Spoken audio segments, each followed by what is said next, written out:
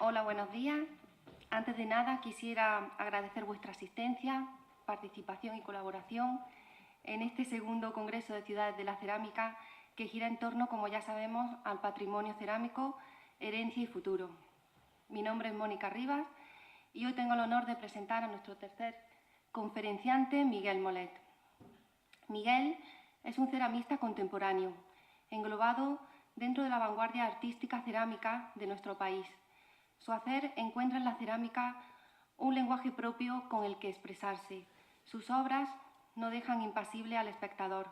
Estudios de formas depuradas, acabados de superficies perfectos y mucha sensibilidad son valores presentes en su trabajo. Algunos lo han descrito como un buscador de la perfección, y es que Miguel es un artista ceramista, gran conocedor de las técnicas de conformación y decoración actuales e históricas, que aplica sobre formas concebidas bajo criterios contemporáneos. Especialmente domina las terras sigilatas y ahumados. Entre sus obras más recientes, destacar la serie perteneciente a esos extraños que habitan en mí. Miguel nace en Albelda, un pequeño pueblo de Huesca, en 1966. En 1993 comienza su formación en la Escuela de Estudios Cerámicos de Tamarite de Litera.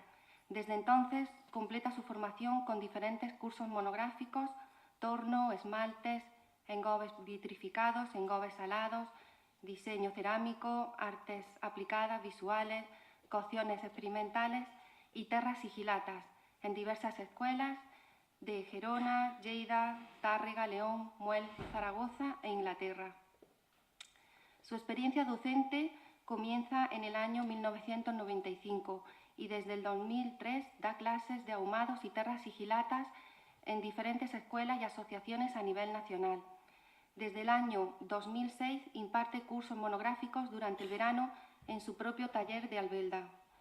Cuenta con numerosas exposiciones colectivas e individuales, destacando en 2009 su exposición retrospectiva en la Cámara de Comercio e Industria de Teruel y la exposición colectiva organizada por Cerco también en 2009 en los institutos Cervantes de Rabat, Tetuán y Tokio.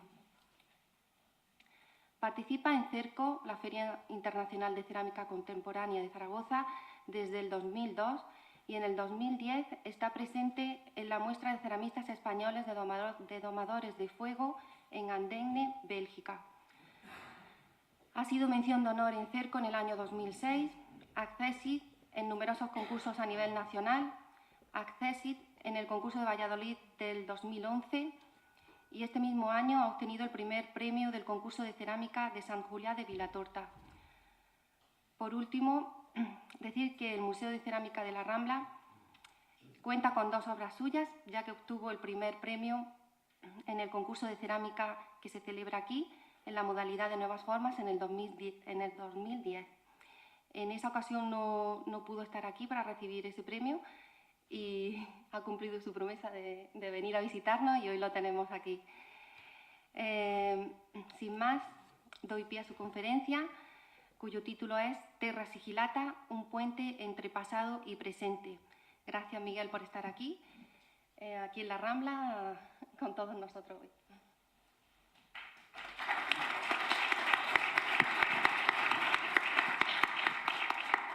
Bueno, hola, buenos días a todos. Bueno, antes que se me olvide, gracias Mónica y un poco a la organización de la Rambla por haberme permitido volver un poco al sur. Eso creo que tiene nombre de tango, pero me gusta mucho bajar siempre que puedo, coger la ocasión, bajar para aquí, ver esas fachadas blancas, un poco la sensación de los olivos, esas líneas, ¿no? Todo ahí muy bien puesto, genial. Bueno, entonces el otro día estaba preparando, ¿se oye bien? Vale, normalmente a mí me suele tocar hablar de estas cosas, pero siempre más en petit comité o pequeño formato.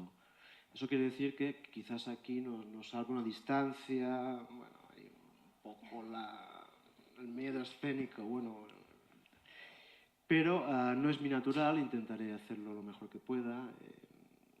Bueno, supongo que en principio voy más lento, después voy cogiendo carrerilla y ya me voy soltando más. Bueno, me vais perdonando un poquito todo esto, ¿no? Yo soy ceramista, pertenezco a un entorno más pequeñito, entonces, claro, hablar con tanto público, pues uno se siente aquí como un héroe del rock and roll, ¿no? Bien, la conferencia, un poco la que estuve preparando, es hablar un poco sobre la Terra Sigillata en general, un poco...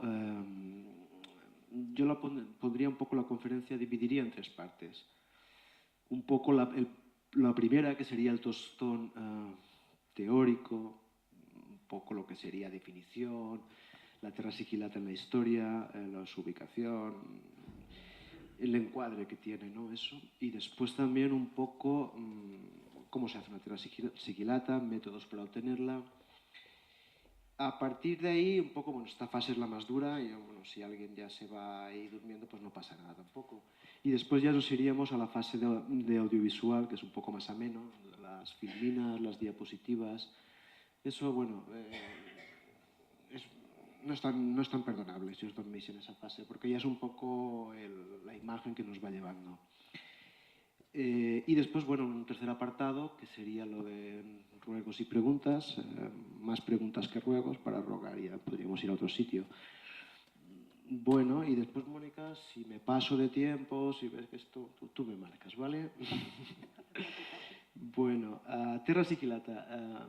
¿Qué es una Terra Sigillata? ¿Qué es esto que ahora está tan de moda, que ahora está en boca de todos? Bueno, en este país, cuando una cosa pega, pega de verdad, pega dos veces.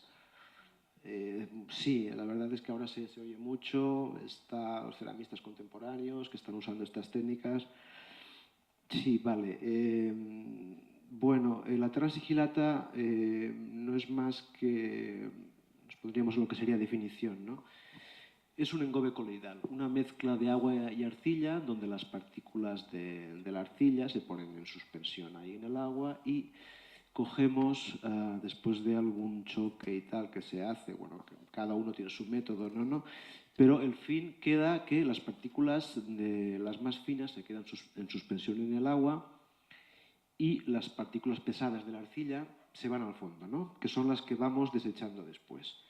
Y nos quedamos con las partículas finas. Eso sería una Terra Sigillata, un engobe coloidal. Y llegado a este punto,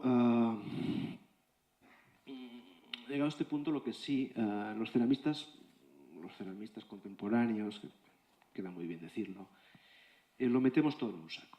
O sea, hablamos de Terra Sigillatas, lo que hacían los romanos, lo que hacemos nosotros, lo que hacían los griegos.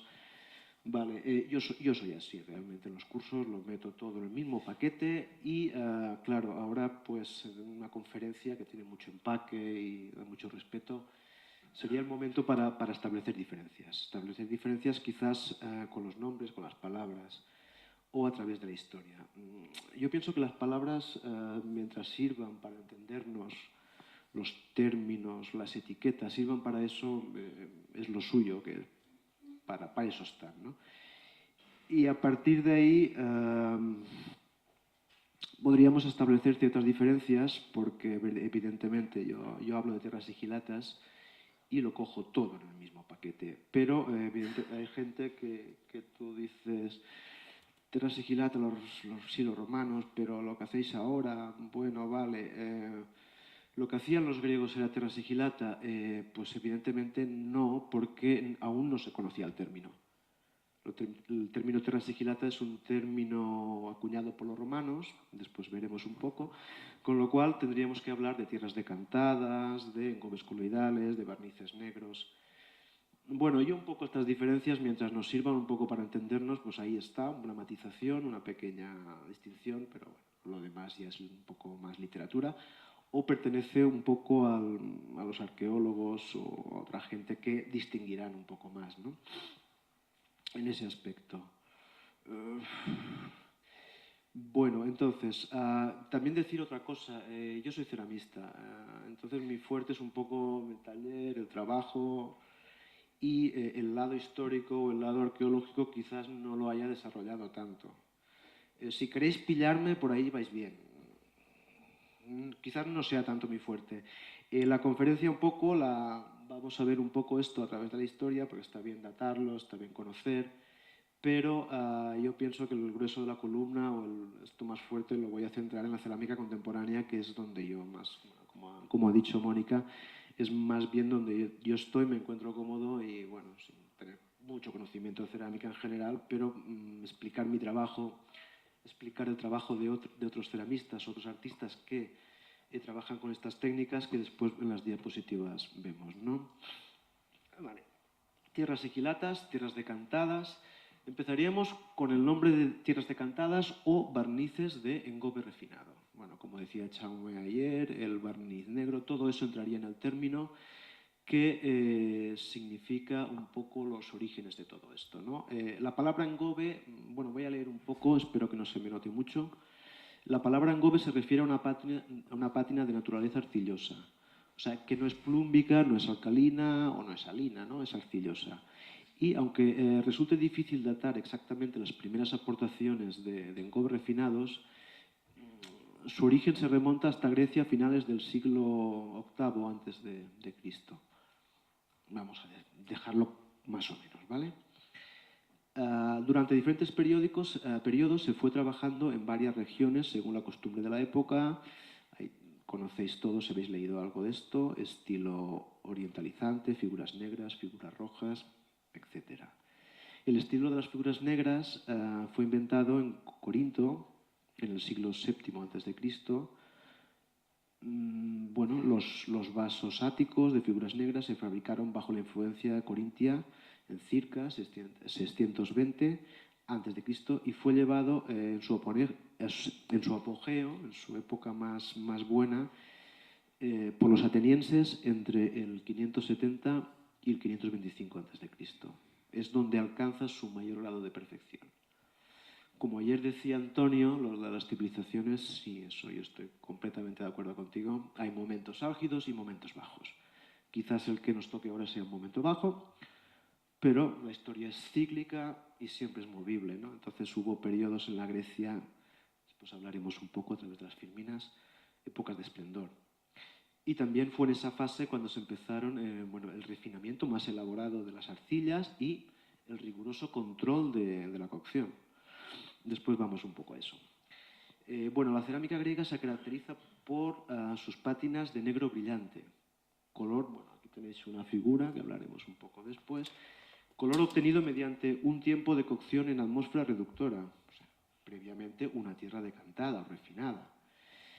El monóxido de carbono, compuesto reductor, permitía cambiar el óxido de hierro de una arcilla, una arcilla refinada, con mucho contenido en hierro, le permitía cambiar lo que significa que el hierro de esta arcilla pasaba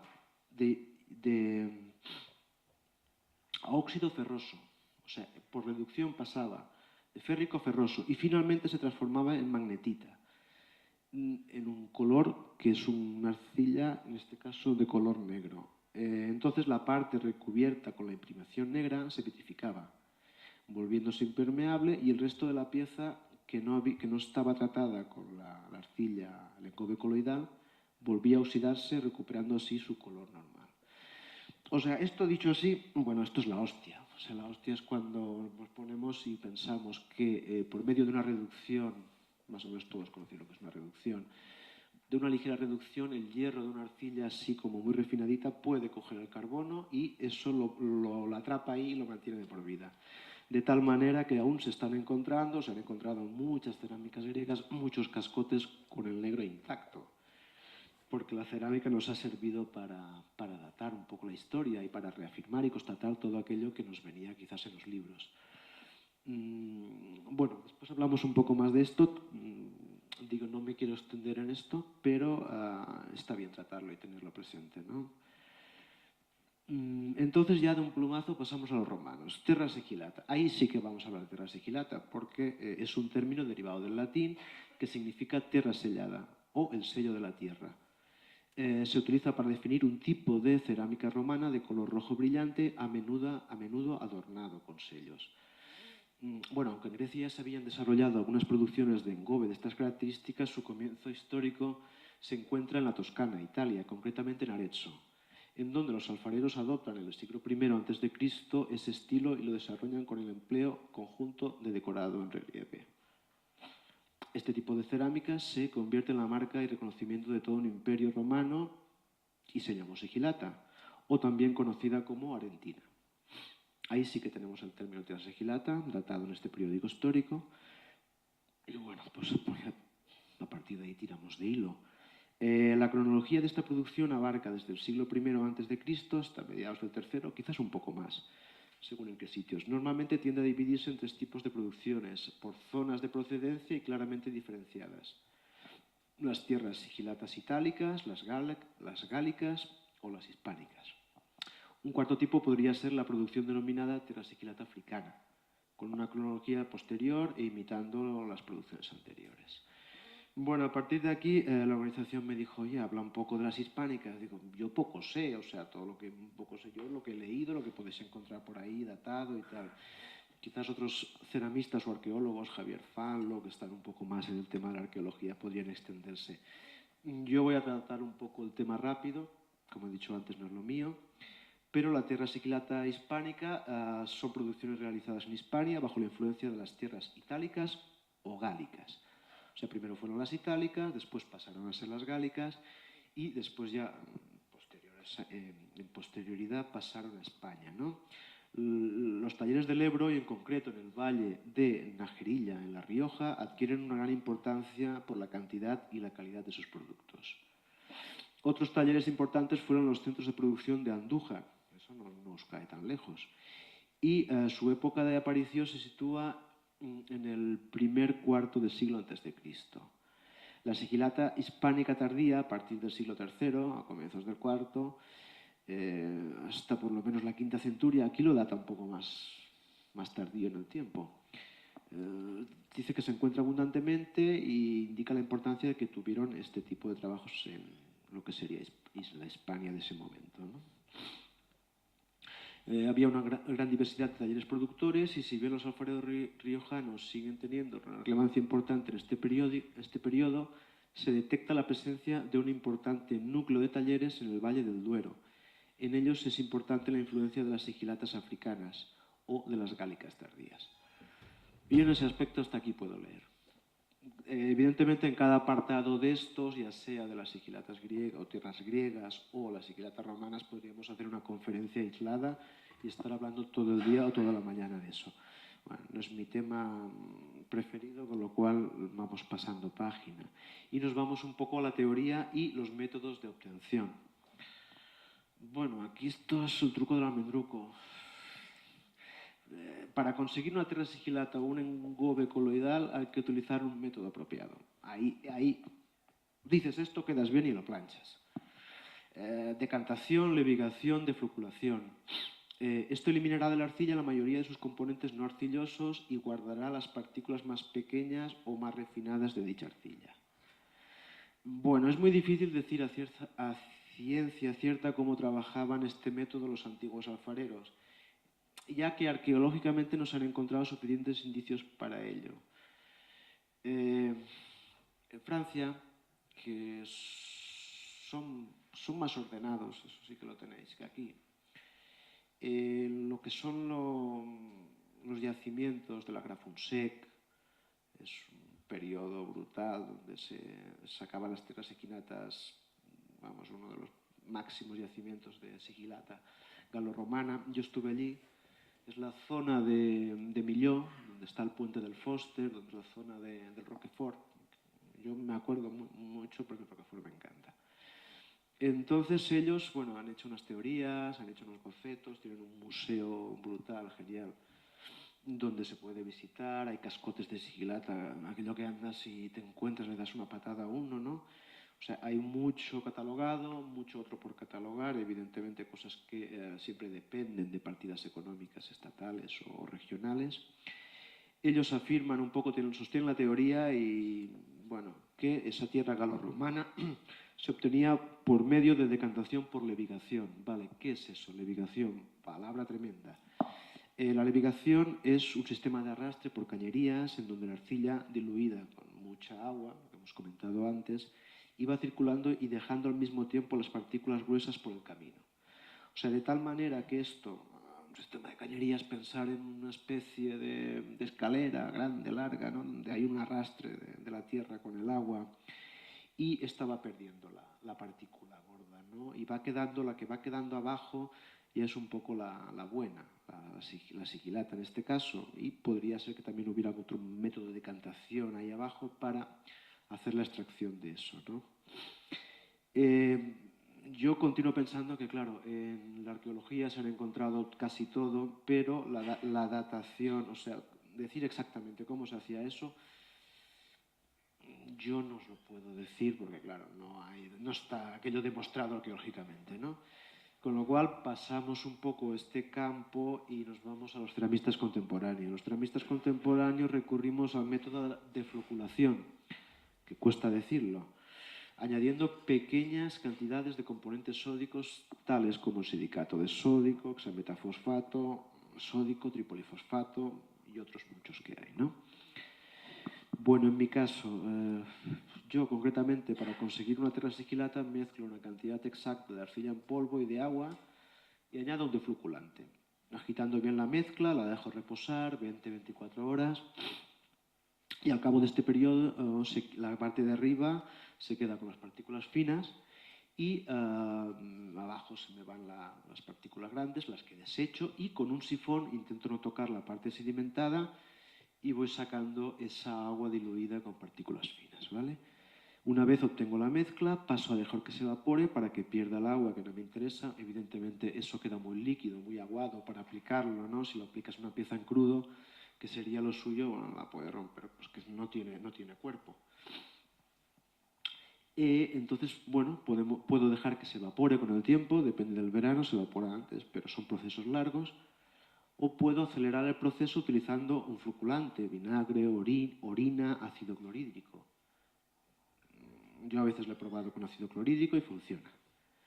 O simplemente lo que suelo hacer es hirviendo la mezcla, dejo que se evapore el agua que no me interesa, establezco una densidad a ojo personal y bueno, paso a aplicarla. Bueno, con esto un poco la parte teórica la doy por finalizada y nos vamos a lo que serían las filminas, que me gusta decir a mí. Bueno, en las filminas es un poco lo mismo. Doy un repaso histórico, me levanto un poco, así le damos un poco más de...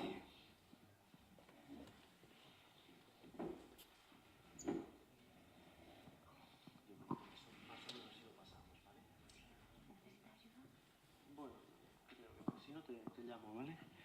Vale, le doy un repaso histórico rápido, ágil si puede ser, y nos centramos en la cerámica contemporánea. Ahí pretendo mostrar trabajos de gente que más o menos como yo está en este barco y mis trabajos, explicar un poco lo que yo hago y un poco la forma de hacerlo. Bueno, volvemos a los griegos. Los griegos para mí son unos fenómenos, son la leche. Yo creo que junto con Antonio Vivas, ya no lo sabía, pero parece que sí, soy acérrimo defensor de la cultura mediterránea. Por dos razones. La primera, porque creo que es muy rica y diversa, y la segunda, porque es la nuestra. Un poco enlazando con las conferencias de ayer, la tradición, las raíces, podemos volver a las raíces, podemos anclarnos a las raíces. Yo creo que es una cosa personal y optativa, pero lo que sí pienso que debemos de hacer es tenerlas presentes. Están ahí y es un poco nuestros orígenes, nuestra fuerza, ¿no? Yo, por ejemplo, cuando paso las diapositivas y veo las piezas de estos señores, estamos hablando de muchos años antes de Cristo, un porrón de años, para ser exactos, veo un poco los dibujos, veo un poco el trazo. Vamos, ese dibujo, esa capacidad narrativa, esa descripción histórica, la necesidad de contar que tenían ellos, ¿no? Poder fijar eso en una pieza cerámica, poder coger el dibujo, la composición pienso que es brutal. En una pieza volumétrica ellos narran una historia, cuentan, por ejemplo, Hércules y el león o Ulises yendo a Ítaca. Ese tipo de cosas, representado en la cerámica, después hemos podido constatar libros como la Odisea, como la Ilíada, cosas de estas, gracias a esa cantidad de cerámica que se encontró. Y evidentemente la cerámica, enlazando un poco con lo de Antonio, Es una cosa que parece quebradizo, parece endeble, pero sí, soporta bastante el paso del tiempo. En este caso, en la cerámica griega, yo hablo de griego en general, no voy a establecer diferencias entre periodos porque continúo diciendo que no es mi caso, ¿no? La cerámica griega lo que sí que tenía, técnicamente hablando, es, a mí me parece interesantísimo la capacidad del dibujo, la capacidad del trazo y, bueno, y desde luego la capacidad técnica, ¿no? Cómo ellos establecían ese tipo de cocción que, claro, cuando lo sabes dices, no es complicado. Nada es complicado cuando se sabe, pero evidentemente llegar a eso cuando no es fácil, ¿no? Entonces, volviendo un poco a lo que he explicado antes, las figuras negras, ¿no? Eso es una tierra sigilata. En este caso no sería sigilata, sería tierra decantada. Bueno, da lo mismo, es igual. Una tierra con mucho óxido de hierro, muy refinada, con un poco de reducción a cierta temperatura, eso coge el negro, coge el carbono y no lo suelta. O sea, tú coges una pieza de estas, la metes en el horno, la reoxidas y continúa saliendo negra, porque el carbono queda atrapado. Normalmente son tierras sigilatas muy ricas en hierro, muy rojas, muy rojas. Y ahí es cuando el carbono queda ahí y eso, vamos, pueden pasar miles de años y siguen apareciendo igual. En este caso, lo que el negro sería una tierra sigilata y lo que veis rojo, aunque parezca tierra sigilata, gobe coloidal, más o menos, o barniz negro, no voy a hacer distinciones, no lo es. No lo es. Básicamente porque ahí había una reducción, lo que era la tierra decantada atrapaba el carbono y lo otro reoxidaba. Volvía a su estado natural, volvía a su color natural. Y podía ser lo otro, los colores más rojos, los blancos, podían ser el barro soporte, el color del barro soporte, más o menos bruñidito, también estaba eso. Podía ser un engobe más o menos refinado, pero no tenía la misma cantidad de partícula fina o no tenía las partículas de hierro tan brutales como tenía la tierra roja y volvía a su color natural.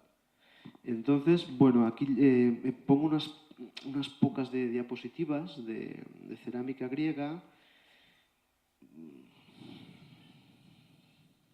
Más que nada para que veáis un poco, bueno, los dibujos, el trazo, un poco en general cómo trabajaban ellos. Supongo que habéis visto piezas de este tipo. Yo hace años, bueno, hace 3, 4 años estuve en Roma viendo museos, hay muchas allí también, porque los griegos eran muy viajadores, muy navegantes, me han dicho. Entonces esta gente dejó por todo el Mediterráneo esparcido mucha cantidad de documentación, ¿no? Volvemos a lo anterior, ¿no? Todo lo que sería negro es una tierra más refinada que las otras, ¿no? Que coge el carbono y no lo suelta. Muchas decoraciones las hacían con pelos de liebre, pelos de animales. Evidentemente ellos no conocían esos pinceles tan maravillosos que tenemos nosotros, que a veces pues tampoco sirven para tanto, ¿no? Porque un pelo de un animal te puede trazar una línea finísima en el sitio oportuno determinado, y cuando eres un profesional de ese tema o un maestro decorador, pues bueno, ahí tenéis un poco los dibujos y toda la narrativa griega.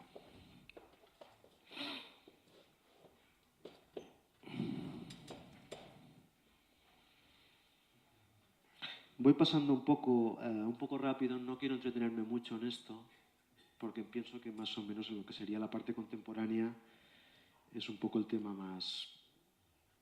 Y después las preguntas. Me interesa bastante que preguntéis, que haya una interacción.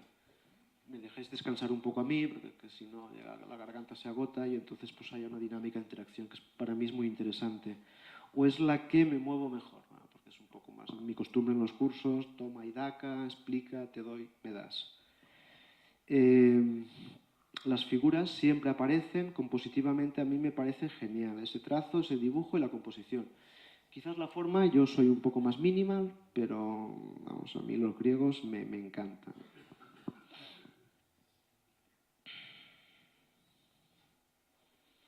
Aquí más o menos son figuras blancas y el resto es un poco lo que sería la tierra más refinada que se vuelve negra, ¿vale? Y la blanca vuelve a su estado natural.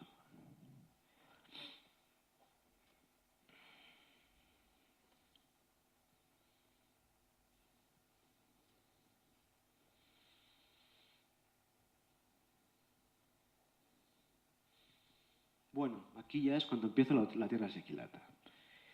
Vale, las fotos que tengo son sigilatas o cascotes de la Grafungsek, del sur de Francia. Entonces, los romanos, como he muy bien explicado antes, ellos no se andaban con chiquillatas. Tenían un imperio y tenían que cuidarlo e iban a invadir, no estaban para perder el tiempo. Vale, entonces adoptaron esto un poco los trabajos con las tierras estas para, en principio, un poco para la gente VIP, ¿no? Para la gente importante, porque era la cerámica VIP de la época, ¿no? Lo que daba el bombazo.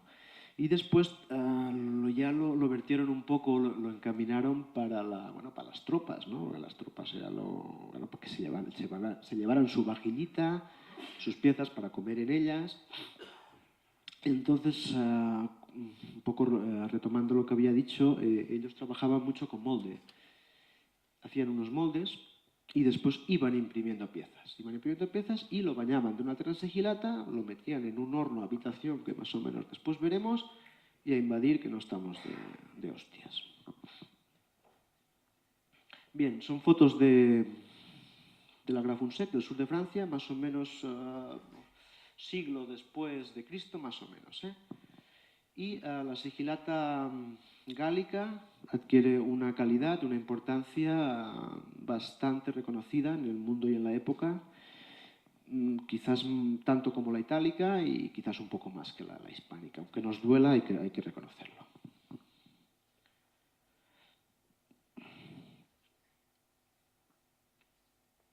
Ellos también tenían una narrativa, sus dioses, sus cosas, sus asuntillos, pero era todo más con volumen, ¿no? Con volumen un poco modelado, escultórico, de molde que después se va reproduciendo hasta que el molde se acaba o se hace trizas. Bueno, en la parte superior de la foto veréis un poco algún tipo de sellos para hacer moldes o para imprimir piezas directamente.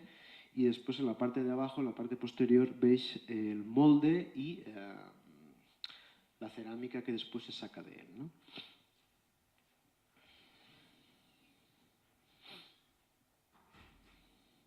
Aquí tenemos un culo de una pieza, de una vasija, en donde hay diferentes firmas. Eso sí que estaba bastante... Se ha podido datar porque sí que ellos tenían un sistema de firma, de datación, de sello, para poner eso en la época y en cada taller, ¿no? En cada sigilium, que se decía entonces, tenía su artista, su alfarero, su ubicación y lo databan con las firmas y los sellos. Bueno, esto sería un horno romano. El horno romano era como una especie de una habitación grande donde se hacía diferentes pisos. La llama la cámara de combustión era por debajo, el fuego tiraba para arriba. La manera de distribución no la sé exacta, ¿no? No era llama invertida y, evidentemente, claro, donde pegaba el fuego en las cámaras de abajo, las cerámicas salían un poco más derretidas. Donde el medio, vamos a pensar que la zona del medio era su momento, su cocción más genial o lo ideal, y la zona de arriba a lo mejor podía ser que quedara más cruda, ¿no? No tenían ese... Yo no sé si algunos sí, ¿no? Porque tampoco he estudiado esto a fondo, pero claro, había diferencias de temperatura, también los tenemos ahora en algunos, ¿no?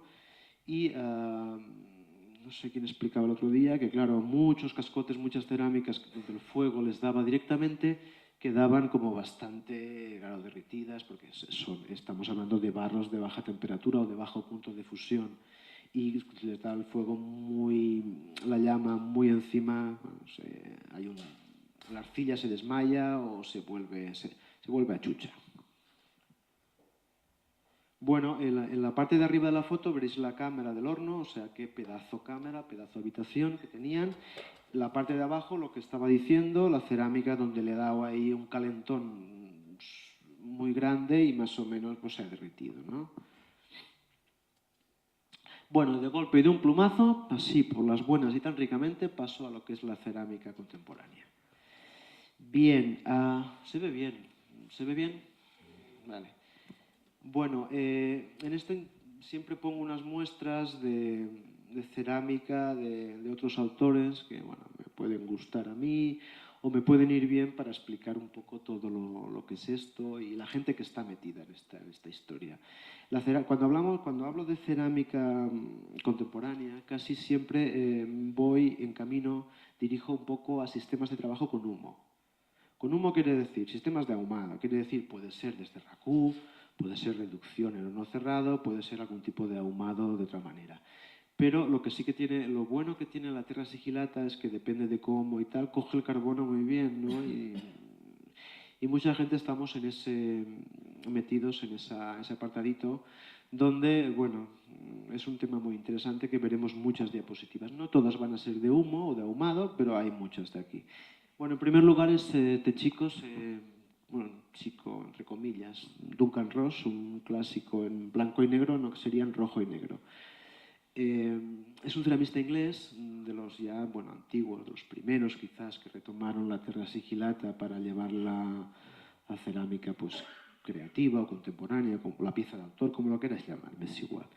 Bien, él lo que hace, normalmente trabaja con tierras rojas, como veis, quizás algunas con un punto más de que le entre el carbono de una manera o de otra, hay unas diferencias él, que yo no sé muy bien. Bueno, lo que sí que tiene es un estilo bastante concreto, trabaja mucho la pieza de torno, trabaja el vaso, trabaja un poco este tipo de contenedor y va mucho a diseños de textiles, quizás su forma de decorar, su forma de... Es como el diseño textil, unas piezas bastante interesantes. Bueno, aquí las tenéis. Tim Andrews, otro ceramista inglés, este chico trabaja un poco lo que sería el racú desnudo, que después, bueno, cada uno lo lleva a su nombre, lo lleva a su manera y lo personaliza o no. Bueno, es una marca también ya un poco reconocida, también es inglés y bueno, va trabajando este tipo de técnica.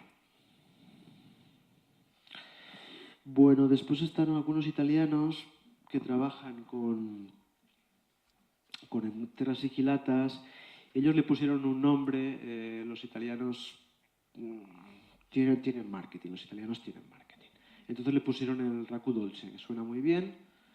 Y bueno, el Raku Dolce es un sistema de trabajo muy parecido al que podía hacer Pierre Bayle en Francia. Lo que pasa es que Pierre Bayle quizás tenía menos marketing, pero es un tipo de trabajo con dos tierras sigilatas, una coge muy bien el carbono, la roja lo rechaza y después tiende a unos craquelados, tiende a unas tensiones que le dan un carácter dramático, un carácter bastante bonito, ¿no? Aprovechar esos craquelés, el craquelé aquí en este caso es una mala adaptación de una tierra con otra tierra, ¿no? Entonces se produce una tensión, es por ahí donde filtra el humo y bueno, da este carácter a la pieza, que es una cosa pues, bastante interesante.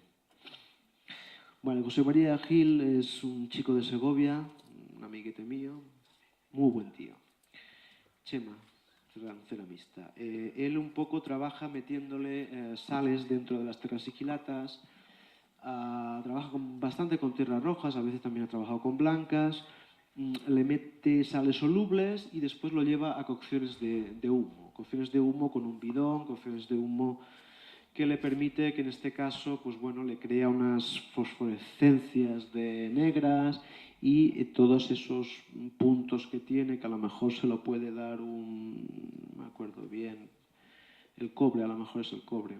Entonces, claro, le salga más a la superficie y crea como una especie de floración de una microgalaxia bastante interesante desde mi punto de vista. Bueno, esto sería la pieza, hemos visto el recorte, también es de él, otra pieza de él, donde crea ahí una conexión intergaláctica potente. Jan Lee, yo en esto no sé, quizás me puedas ayudar tú un poco, Antonio. ¿Tú conoces a este señor? A mí, yo es que son de aquellas piezas que encuentras por internet y dices, ojo, me encanta, no sé, es como una pieza con un ahumado en un sitio, un colorito en el otro, una pieza que respira, vamos, no sé quién es, la verdad, por eso he tirado de Antonio, pero bueno, ahí está, es un trabajo que me gusta, no sé tampoco si es del todo sigilata, si es bruñido, pero me parece un trabajo bastante interesante. Bueno, esta es una chiquilla que se vino a España un día y le gustó.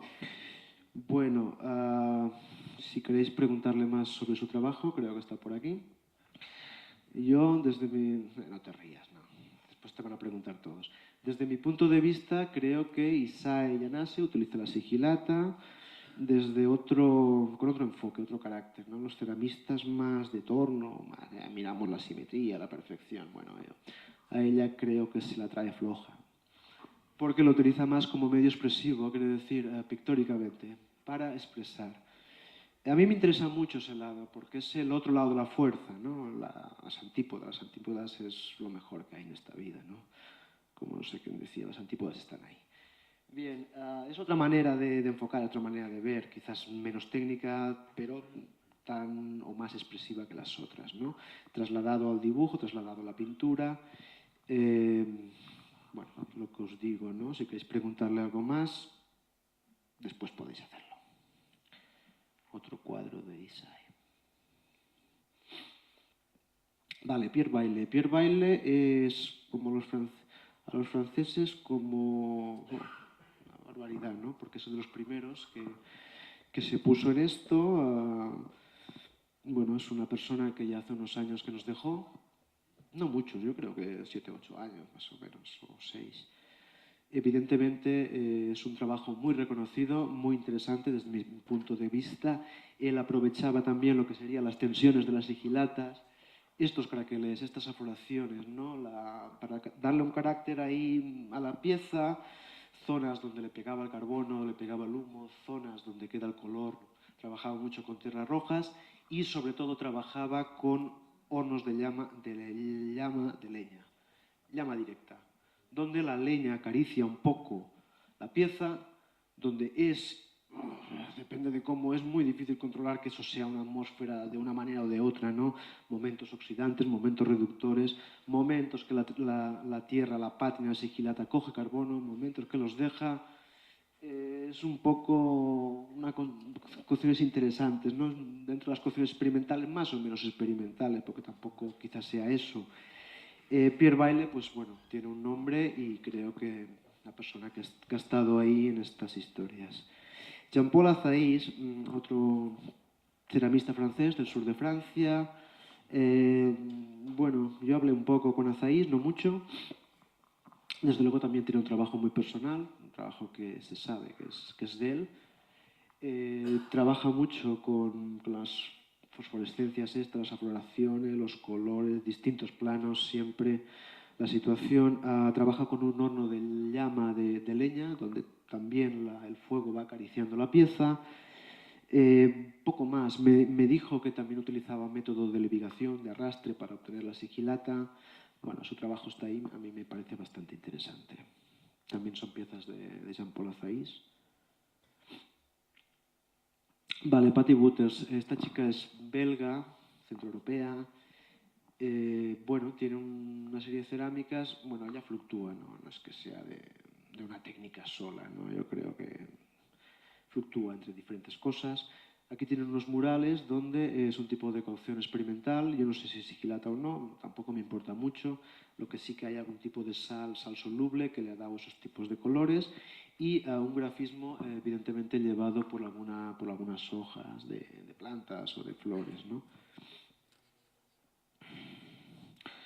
Esta chica es holandesa, yo juraría que vive cerca del mar, no sé por qué me da.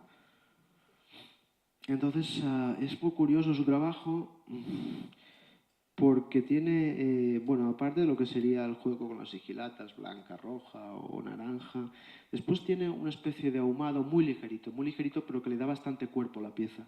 Le da bastante vida y es donde la pieza cobra realce. Vale, este ahumadito que veis aquí, que es un poquito ese gris, esa poquita cosa, ¿no? Eso lo hace muy fácil, con un serrín empapado con alcohol, prende, lo hace en el mismo momento. Simplemente es para que le manche, para crear una textura. El trabajo también me parece muy interesante porque me está explicando que con poca cosa hay gente que consigue resultados muy interesantes. Trabaja con algún tipo de sal, creo, sal soluble, para dar color, en este caso el color azul. ¿Cómo vamos de tiempo, Mónica? Pues no lo sé, porque... Es que no tengo que poner el móvil aquí, queda muy feo. Bueno, este tenía el nombre así, Duncan... Ahí está. Vale, es un chico que maneja muy bien lo que sería la tensión, el craquelé, creo que es inglés, y también creo que maneja muy bien el Photoshop, porque tiene un realce importante. No sé, pues, su trabajo, bueno, a mí mirando cositas y tal me pareció interesante, ahí queda, ahí lo dejo. Sí.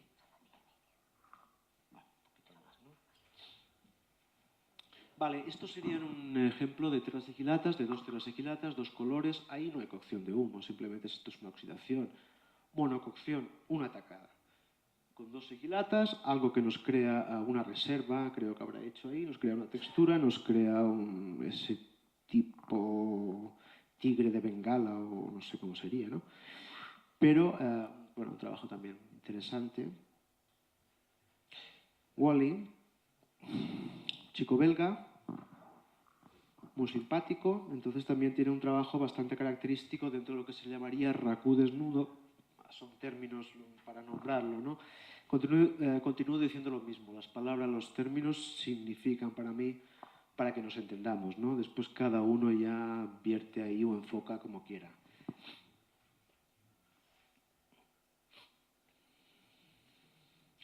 Vale, otro chico conocido que es Ronald Summer. También las cerámicas de aquí, las primeras tienen un aire característico. Bueno, habéis visto piezas de este tipo en la revista, exposición, en el museo, tienen cosas de esto, ¿no? Ronald Summer le puso un nombre, le puso la técnica del esmalte perdido, ¿no? Por personalizarlo un poco, y normalmente suele trabajar este tipo de piezas.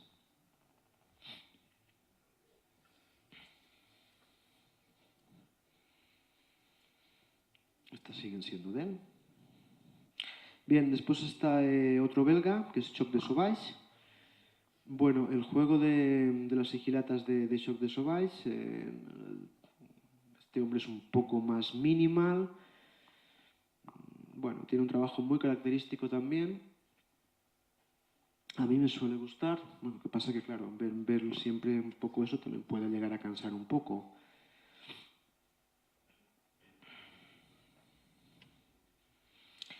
Y yo creo que estas son de David Roberts. Bueno, David Roberts también es otro personaje conocido dentro del mundo del trabajo de los raccoons, de las sigilatas. También es uno de los antiguos, ¿no? Tiene unos trabajos desde mi punto de vista muy interesantes, muy bonitos, muy característicos. Estas piezas a mí, por ejemplo, me encantan, los encuentro geniales. Quizás no sean ni sigilatas, ¿no? Pero bueno, es igual, no tiene nada que ver.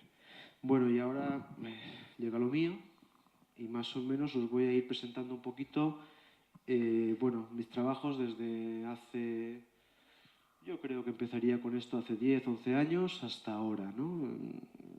Yo quizás en la cerámica lleve 20 y pico y con esto pues ya hace 10 años que estoy metido. Bien, las primeras piezas, bueno, es un poco piezas de torno. A mí decir que el torno me encanta, me parece una herramienta, un cacharro, de decirlo como queráis, interesantísimo. Y una manera de trabajar piezas y de expresarse como cualquier otra, ¿no?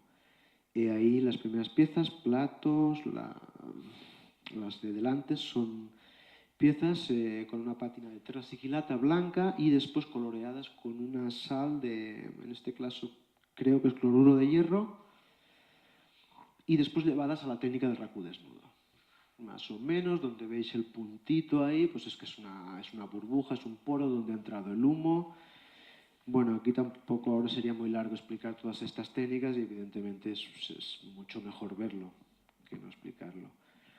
Bueno, estas piezas yo creo que tendrán ya 9, 10 años, seguro, las tienen, y quizás sean las primeras que yo realice con estas técnicas.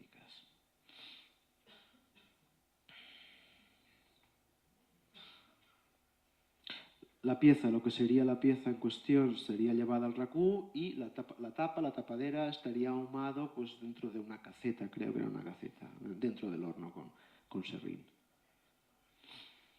Vale, y aquí esto ya creo que tiene, no sé si tiene 7 años, 8 años, es un poco la serie de contenedores de sueños. Yo la llamé contenedores de sueños y bueno, la intención, un poco la característica de esta serie, en principio, yo me acogí o retomé la iconografía. Para mí tiene mucha fuerza la iconografía. O sea, aparte de los motivos religiosos o motivos filosóficos que pueda haber detrás, ¿no? La potencia, la fuerza estética, ese arrastre que tiene, bueno, los símbolos, los signos, me encantaba. Y empecé esta serie un poco con esto, ¿no? Después fue personalizando ya dibujos, diseños, y bueno, le llamé Contenedores de Sueños. Es una serie de 7 años más o menos atrás. Y aquí, bueno, os podéis ver algunas piezas, ¿no?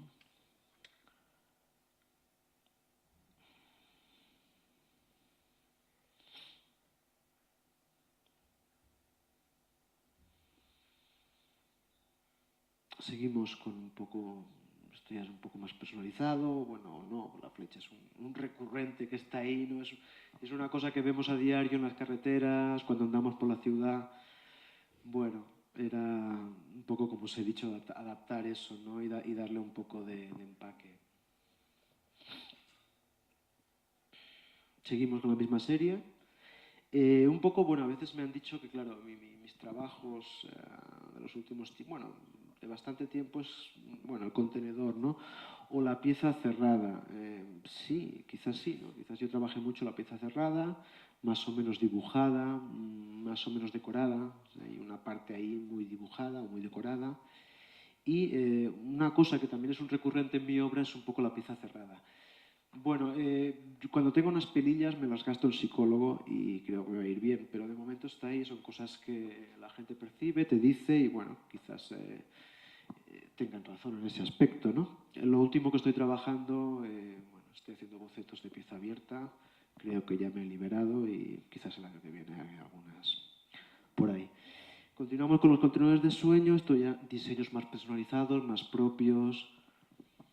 Las técnicas eran, por ejemplo, lo que sería la pieza soporte, la pieza que aguanta un poco el barro, es la pastilla de barro, son dos piezas, una es el soporte y la otra es la pastilla que está pegada encima, ¿no? La primera es un ahumado, es un periodo de carbonación en horno cerrado, y la segunda yo la hacía en principio en racú desnudo, cogía la piececita, la llevaba al racú, y después últimamente lo que hacía en racú desnudo lo he llevado a horno cerrado, metiéndole un manguerazo de carbonación a tope y utilizando la misma técnica, pero claro, ahí perdería el sentido de la palabra, perdería el término racú y ya se iría a otra cosa, ¿no? Una carbonación, bueno, como se le quiera llamar. Vale, esta es una serie de un año después, donde ya me propuse dibujarlo todo, o sea, no dejar ni un espacio en la pieza. Ostras, igual era una necesidad ahí de que no hubiera un hueco.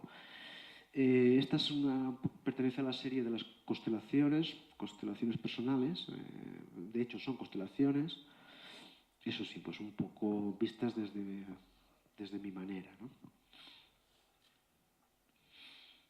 Aquí pues había de todo, ¿no? Eso recuerdo esta época fundamentalmente como pasarlo muy bien con las piezas, empezar a dibujar y se me iban las horas, ¿no?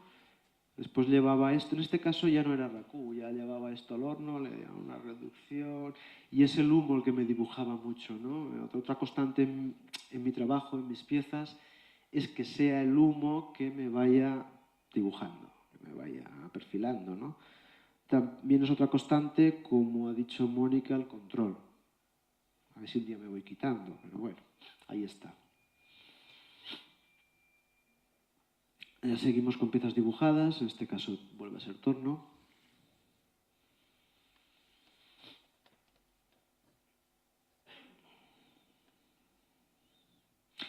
Bueno, y estas serían piezas ya del año después, no sé, igual sería el 2007, No me acuerdo bien. Lo tengo en el tiempo, pero cuando tengo las fotos y las carpetas ahora no recuerdo. Bien, aquí me obsesioné en meter un cuadrado dentro de un cilindro, tal cual. Bueno, lo decimos, es mejor llevarlo al taller que no después gastarse mucho dinero en psicólogo. Eh, bueno, en cierta manera le llamé a geometrías indebidas y era un poco, bueno, la geometría, ¿no? Era un juego de geometrías. En este caso es en blanco, es una pieza que precede a las que después vienen en rojo y negro y, bueno, es una pieza que estuvo en cerco, en el concurso y tal. Y después ya vienen a las de rojo y negro, que sigue siendo un poco el mismo concepto, la misma intencionalidad. Trabajar formas geométricas dentro y adaptarlas dentro de unas piezas de torno. Yo creo que esta serie, bueno, no renuncio a ella, pero bueno, de lo que he hecho quizás es lo que menos contento estoy. Pero bueno, ahí tiene un potencial visual y un efecto de color bastante bestia. Técnicamente, bueno, son dos tierras, una roja y una blanca. La blanca coge el carbono, atrapa, coge, mascara. Se vuelve negra y la roja repele. Cositas de las tierras equilatas. Después, si nos da tiempo, hablamos un poco y si no, hablamos fuera en el bar. Siempre hay un bar que está ahí. Vale, más o menos en la época, un año antes, un año después, estas serían, les llamé bipolares, es una pieza un poco más, desde mi punto de vista o desde mi concepto, un poco más escultórica. Yo establezco un poco, separo lo que es una pieza dibujada y tal, a una pieza escultórica. El hilo de separación es para mí es muy poco, porque continúa siendo, aunque diga que no, continúa siendo dibujada, o por lo menos hay un grafismo. Es que me da por intervenir demasiado. A veces digo, si las dejara ya con su color negro o con blanco, igual quedaban bien, ¿no? Pero, ostras, yo tengo que ir ahí, tengo que ir, no sé qué pasa ahí. Bueno, se llamaron bipolares, estuvieron en cerco también. Y a partir de ahí ya me voy a la serie rotativos. Me parece que por aquí pasaron, que fueron las que fueron en cerco, viajaron. Una cosa interesante para las piezas es que viajen y vean mundo. Es interesantísimo para ellas. Bien, esto es un poco la pieza más escultórica, pero era un cañón. Esas piezas eran 50 por 50, más el fondo que también debía tener 60 centímetros o 70. Vale, sí, escultórica, pero también dibujada, ¿no? Entonces me inspiré un poco en las peonzas. No sé si lo he dicho bien, peonza, ¿no? Peonza es aquello que rueda, el juego de los críos. Es que hay diferentes formas de decirlo y en diferentes zonas, ¿no? Trompo se dice también. ¿Cómo? Trompo. Vale, pues trompo. Entonces, es una pieza muy mazacote, cerrada. Alguien dijo un poco fría, pues sí, pues eso debe ser, ¿no? Algo minimal, aunque esté muy dibujada, pero la forma me inspira un poco con eso y también un poco connotaciones de la arquitectura. A mí me gusta mucho la arquitectura, bueno, las nuevas catedrales, que son ahora los puentes, por los parques estos temáticos, que si bueno, los arquitectos de ahora, bueno, me encanta ver esos, lo puedo ir a ver in situ voy, si no, pues me lo veo a través de lo que sea, y realmente es una cosa que me interesa, con lo cual algo quizás me quede y después lo refleje en mi trabajo. Rotativos, es una serie que hice, yo creo que esta tendrá 4 años ya, o 3, 4, sí, más o menos. Estas ganaron este año en el Sant Julià de Vilatorta, lo que ha dicho Mónica antes. Y bueno, decir que es eso, que son piezas inspiradas en esas aristas. Yo las veo muy arquitectónicas, no sé, me gusta ese aspecto. Bueno, tirando del hilo, continúo con este tipo de trabajo. Estos son unas piezas que llevo carbonación rápida con reservas de barbutina para que una pieza blanca, una siquilata blanca, después de darle un achuchón de humo, pues me quede más o menos el blanco gris, porque no es blanco del todo, y el negro, ¿no? Bueno, estas tuvieron un accésit en Valladolid, que su título es Lejos del Nido. Bueno, en ese momento me sugirió eso. Bueno, esto es una técnica de la crin de caballo, high horse, creo que le llaman los británicos, los americanos. Bueno, es dejar caer meter un caballo en la pieza, bueno, dejar caer el pelo. Y nos queda una imprimación, ¿no? Bueno, yo lo llevo un poco a lo mío, como siempre. No sé, pues, muchas maneras de hacer las cosas, ¿no? En este caso también el enfoque era un poco pues, escultórico. Ahí se quedó, no hubo continuación de eso, pero está ahí aparcado algún día. Bien, esto continuando un poco con el trabajo con barbotinas y con carbonaciones rápidas. Es la serie de huellas. En este caso, pues bueno, eran unas piezas de torno, algunas bastante altas, algunas con una forma fálica potentísima y bueno, con una huella. O sea, que el título creo que ya lo dice todo. Vale, continuamos con las huellas. En Valladolid, un Accessit hace yo creo que 2 o 3 años. A piezas un poco grandes, a redondas, no son torno a estas, por ejemplo, ¿no? Bueno, pues prescripción médica me he ido quitando un poco del torno, aunque siempre vuelvo a él, no sé qué hay que me coge y me imanta, ¿no? En este caso, bueno, son piezas hechas de otro sistema de trabajo y, bueno, llevadas a carbonación rápida también con barbotina, ¿no? Y simulan un poco lo que él dice el título. Esto creo que tenéis algo por aquí, cerquita en el museo, me han dicho. El título era Corolla. Se llevó el premio, ¡buah! Contentísimo, qué decir. Entonces, para mí es un poco la forma de una corola, de una flor.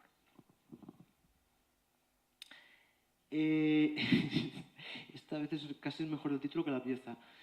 Se llamaban Ultracuerpos. No sé si os acordáis de esa película, de la invasión de los ultracuerpos, una película genial, blanco y negro, no sé si serían los 50 o... Bueno, pues me sugirió eso. No se llevó nada en un concurso, no. Esto no... aquí, bueno, viene un poco la serie de las piezas del año pasado. Esos, como ha dicho Mónica, esos extraños que habitan en mí. Bueno, es un poco... explicar esto a veces... Antonio decía, estamos entre amigos. Sí, pero tampoco tanto, Antonio. Vamos a ver. A raíz de una gastroenteritis y después de pasarme sentado en el lavabo y tal... Pues es como todo, las cosas a veces te vienen. Y llegó. Entonces, sí. Recurrí un poco a cosas que había hecho, ya sea en torno o ya sea cosas también de pared, más bueno, esta especie de supositorio. A veces son unas piezas de 50 y otras eran unas piezas grandes de 80 centímetros de pared. Y la temática, el motivo, el argumento de todo eso, pues bueno, yo creo que lo habéis adivinado, ¿no? Ahí, por ahí va la cosa, ¿no? Bacterias, virus, esos bichitos que a veces nos dan un palo.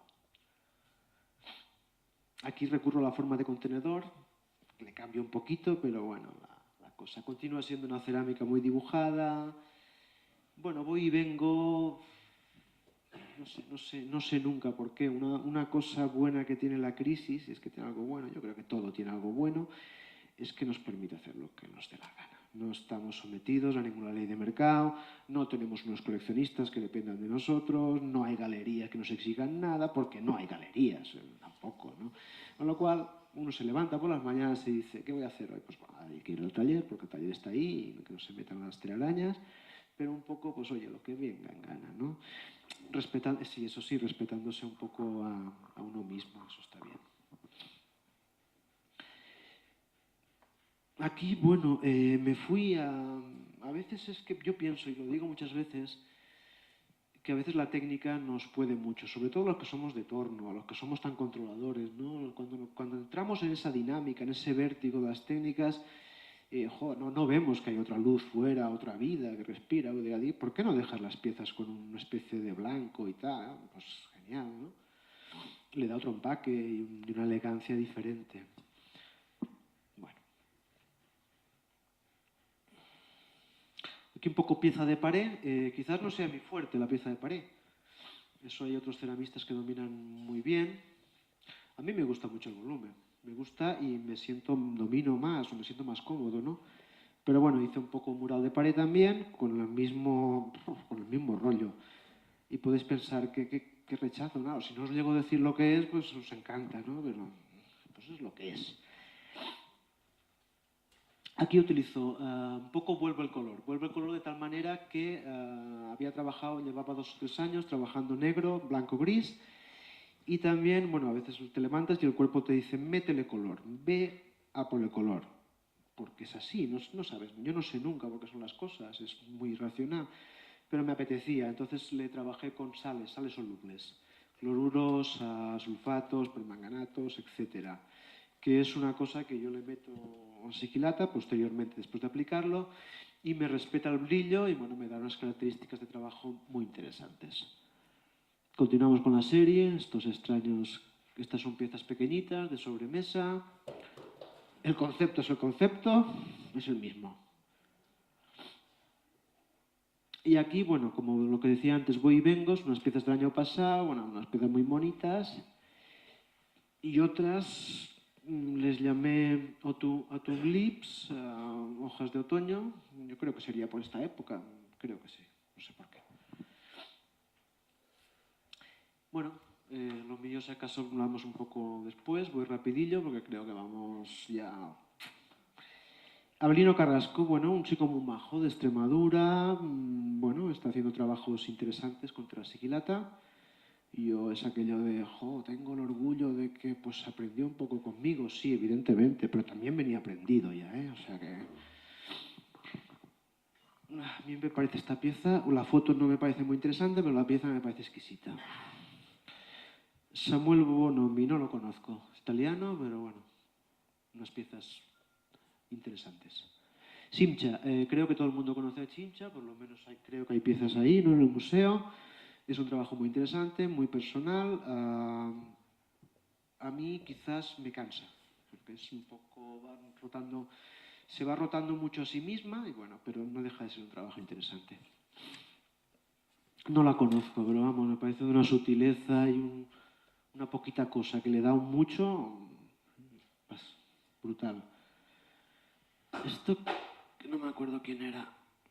No me acuerdo. A veces no me acuerdo de quién son las fotos, pierdo un poco la noción.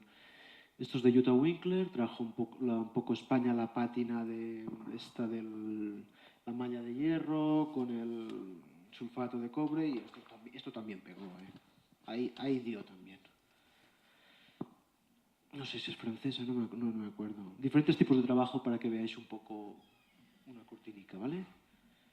Este es francés, trabaja un poco la tensión de lo que son el craquelado de la sigilata, piezas muy interesantes. Y poco más. Os pongo 2 o 3 fotos de ese mundo de las arcillas, ¿no? De esas canteras. Eso que los que estamos ahí metidos y nos gusta las sigilatas, o bueno, nos gusta el barro, pasamos por una carretera y se nos va la cabeza y no deja de ser muy peligroso. Entonces, estos son fotos de Teruel, donde, bueno, aquí hay montañas de arcillas. Bueno, Teruel es el paraíso, es brutal la cantidad. Esto es una mina de arcilla. Yo creo que de Teruel, por ejemplo, deben de sacarse el 80 o no sé, de los barros o arcillas que se fabrican en España. Pues estos son vetas de arcilla, de aquí, viene la industria, coge, lo transforman en donde sea, en Barcelona, en Esparraguera, Valencia, pero sacan mucho de por ahí. Estos son montañitas de arcilla, que un día están ahí, el otro día viene el camión, se las lleva, no es un yacimiento natural. Y estos sí que son ya... No sé, aquí no sé si tenéis definición en la imagen. Bueno, pues lo que hay, está muy bien lo que hay. Bueno, yo creo que he hablado bastante. Entonces, si tenéis alguna pregunta... No sé si me ha quedado algo en el tintero. No sé cómo vamos de tiempo.